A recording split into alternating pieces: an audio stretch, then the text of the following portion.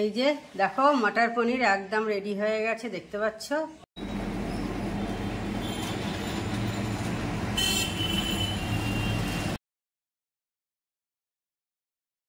Hello, good morning, welcome back to my channel. আজকে তোমরা সবাই ভালো আছো, আমি ভালো আছি। তো আজকে একটা ঝকঝকে দিন শুরু হয়ে গেছে, আমি ওই ঝকঝকে ব্লগও শুরু করে দিলাম। এখন সকাল 11টার মতো বেজেছে। আজকে ব্লগটা অনেকটাই লেট থেকে স্টার্ট করছি। এখন আমি ব্রেকফাস্ট বানাতে চলে এসেছি। আজকে ব্রেকফাস্টে পাস্তা হচ্ছে। দীর্ঘ প্রায় 6 মাস পর কিন্তু পাস্তা হচ্ছে আর কি। 6 মাসের মধ্যে মনে হয় না পাস্তা কোনোদিন খেয়েছি। অনেক দিন পর পাস্তা হচ্ছে। সকালের যা যা সমস্ত কাজকর্ম থাকে সেগুলো সব উঠে গেছে। তো একদম এখন রান্না করছি যখন, তখন তোমাদের সাথে কথা বলতে শুরু করলাম। এই যে পাস্তা হয়ে গেছে, সুজির পাস্তা। এটা আমরা ময়দার পাস্তা খাই না, আটাটা দেখি খুব একটা পাই না, তো সেই কারণে সুজি পাস্তাটাই নেওয়া হয় বেশি।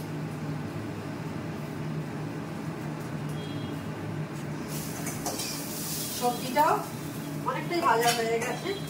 এবার হোয়াইট সসটা বানিয়ে নেব।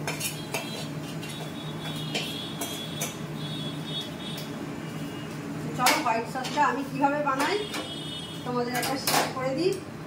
অনেক নতুন নতুন বন্ধু এসছে যারা দেখোনি আমি কিভাবে পাস্তাটা করি, তোমাদের সাথে একটু শেয়ার করি। আজকে একটু তাহলে শেয়ার করি তোমাদের সাথে আমি কি করে হোয়াইট সসটা বানাই। গ্যাসটা অন করলাম, করার পর কিছুটা বাটার দিলাম। বাটারটা মেল্ট হতে দেবো, ভালো করে বাটারটা মেল্ট হয়ে যাক। আমি ফ্লেমটা একদম কমিয়ে দিলাম। এটাতেই বাটারের গন্ধটা যে থাকে না, এটা দারুণ লাগে। তো দেখো বাটারটা মেল্ট হয়ে গেছে। আমি এবার ময়দা দিলাম, বেশি নয় অল্প করেই দিলাম, কারণ দুজনের হবে তো বেশি লাগবে না। এবার ভালো করে মিক্স করে নেবো আমি ময়দা আর বাটারটা। এইভাবে হোয়াইট সস বানিয়ে বাড়িতে পাস্তা খাবে, দারুণ লাগে। এবার আমি এর মধ্যে দুধ দিয়ে দিচ্ছি।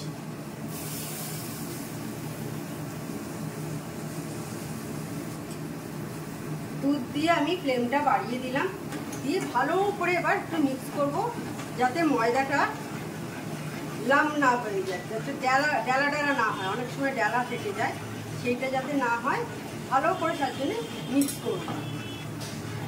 আর পাস্তাটাও আমি দিয়ে দিচ্ছি। সবজির মধ্যে জল ধরে গেছে।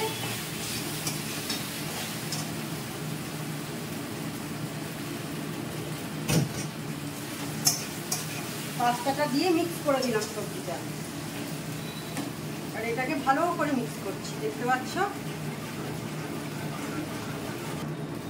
এবার আমি এর মধ্যে একটু নুন দিচ্ছি। আমরা রক সল্ট খাই, হিমালয়ান রক সল্ট, সেটা অ্যাড করলাম। আর দেব হচ্ছে গোলমরিচ গুঁড়ো, বাড়িতেই আমার গুঁড়ানো থাকে, সেই গোলমরিচটা অ্যাড করে দিলাম। দিয়ে আবারও ভালো করে মিক্স করব। এইভাবে করলে দারুণ টেস্টি হয় পাস্তাটা। আমি এর মধ্যে আর অরিগ্যানো বা চিলি ফ্লেক্স কিছু দিচ্ছি না। এইভাবেই করবে, দেখবে দারুণ খেতে হয়। এখন আর মেয়ে পাস্তা খায় না বলে আমাদের আর অত হয় না। আগে প্রতি সানডে করে আমরা পাস্তা খেতাম। এখন বোধহয় দীর্ঘ 6-7 মাস মনে হচ্ছে পাস্তাই খাওয়া হয়নি, অনেক দিন পর খাচ্ছি। হয়ে গেছে, আমি এবার ফ্লেম অফ করে মিক্স করে দিলাম।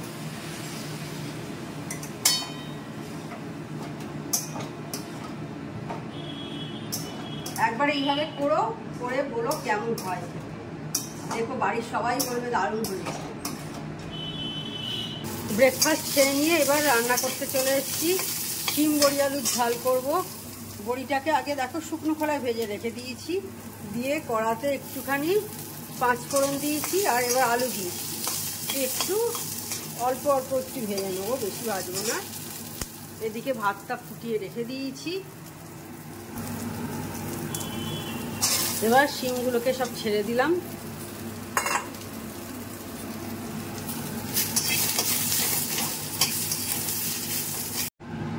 দেখো শিম বড়ি আলুর তরকারি হয়ে গেছে। আমি এর মধ্যে একটু সর্ষে বাটা দিয়েছি যাতে টেস্টটা একটু ভালো হয় আর কি। সেরকম কিছু তো মশলা পড়ে না।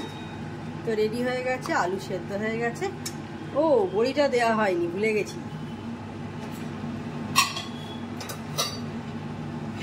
দিয়ে দিলাম বড়ি। আমি এবার মটর পনির করব। কড়াতে অল্প একটু তেল দিয়েছি। এরম স্লাইস করে চৌকো চৌকো করে পেঁয়াজ কেটে নিয়েছি, পেঁয়াজটা দিয়ে দিলাম। এরপর রসুন দিয়ে দিচ্ছি, দেখতে পাচ্ছ রসুনের টুকরো, কোনো বাটা বাটি নয়। এটাও দিয়ে দিলাম। আদা এরকম টুকরো করে কাটা, সেটা দিয়ে দিলাম। আর 3টে গোটা কাঁচা লঙ্কা দিয়ে এটাকে অল্প একটু আমি সব মিলিয়ে ভেজে নেব। ভেজে আমি এটা মিক্সিতে পেস্ট বানিয়ে নেব। এই রেসিপিটা আগেও তোমাদের সাথে একবার শেয়ার করেছিলাম। তো আরও নতুন বন্ধু এসছো, যারা দেখোনি এই ভিডিওটা তারা দেখে নিও। এইভাবে মটর পনির করে দেখো, খুব টেস্টি হয়। আর একটা টমেটো দিয়েছি, আর অল্প একটু নুন আমি এতে দিয়ে দিলাম যাতে টমেটোটা সেদ্ধ হয়ে যায়। দিয়ে এটা আমি মিক্সিতে একটা পেস্ট বানাবো, ঠান্ডা করে নিয়ে মিক্সিতে পেস্ট বানাবো। দেখো আমি পেঁয়াজ, আদা, রসুন, টমেটোর পেস্ট বানিয়ে নিয়েছি। কড়াতে তেল দিয়ে দিয়েছি। দিয়ে আমি এবার এই পেস্টটা দিয়ে দেব। এটাকে ভালো করে কষাবো আগে, তারপর সব মশলা দেব। দেখো মশলাটা কষানো হয়ে গেছে। আমি এবার এর মধ্যে অল্প একটু চিনি দিলাম, নুন দিলাম, হলুদ দিলাম, আর একটু লঙ্কার গুঁড়ো দিচ্ছি। দিয়ে আমি জল দিয়ে কষিয়ে নেব। একটু গরম মশলা থেতো করে রেখেছি, সেটাও দিয়ে দিলাম।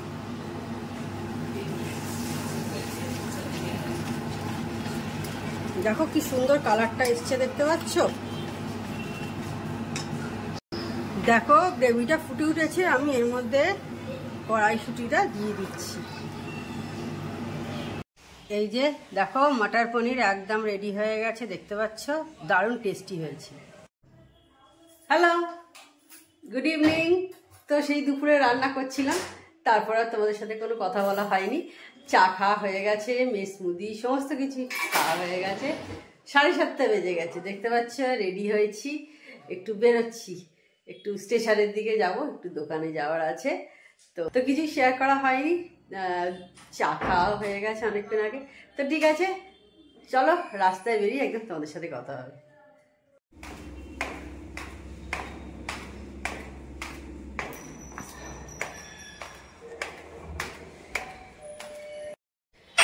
বেরিয়ে পড়েছি রাস্তায়। আর এখন আমি যাচ্ছি হচ্ছে জিটি রোড দিয়ে। জিটি রোডে প্রায় কালীতলায় কাছাকাছি কেন, কালীতলা দিয়ে যাচ্ছি। আর এই যে সামনে যে এসি যেটা সামনে আছে, এই বাড়িটা দেখাচ্ছি তোমাদের। এটা হচ্ছে আমাদের পুরনো বাড়ি। দাদা এইদিকে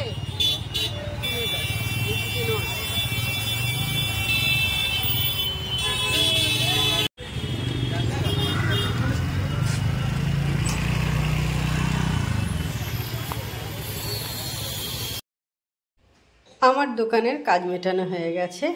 এবার আমি ফিরছি মানে এখন আগে একটু মায়ের কাছে যাব, তারপর সেখান থেকে বাড়িতে ফিরবো আর কি।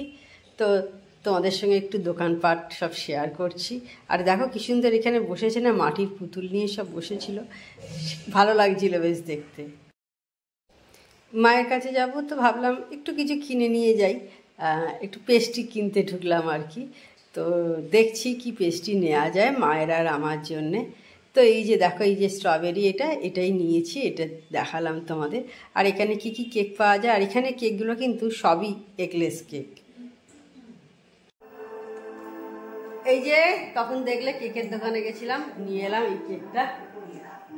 এটা কি যেন কেকের দোকানটার নাম কি, বাঞ্চ না কি বেশ, বাঞ্চ না কি বেশ, হ্যাঁ বাঞ্চ ইটালিয়ানো।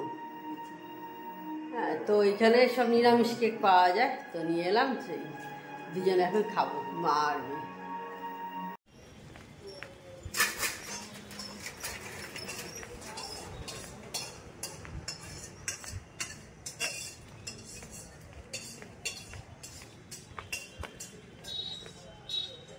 তো আমি এখন ফিরছি বাড়ি থেকে, দেখতে পাচ্ছ বন্ধুরা। তো তখন দেখলে মায়ের কাছে গেছিলাম, বাড়ি চলে এসেছি, এখন 9:30 প্রায় হয়ে গেল। তো যাই হোক, তাহলে আজকে ভিডিওটা আমি বড় করছি না। আমার চ্যানেল যদি তোমাদের ভালো লেগে থাকে তবে অবশ্যই আমার চ্যানেলকে তোমরা সাবস্ক্রাইব করো, লাইক করো, শেয়ার করো। আর যেসব বন্ধুরা এখনো পর্যন্ত আমার চ্যানেলকে সাবস্ক্রাইব করোনি তারা চটাপট আমার চ্যানেলকে সাবস্ক্রাইব করে দিও।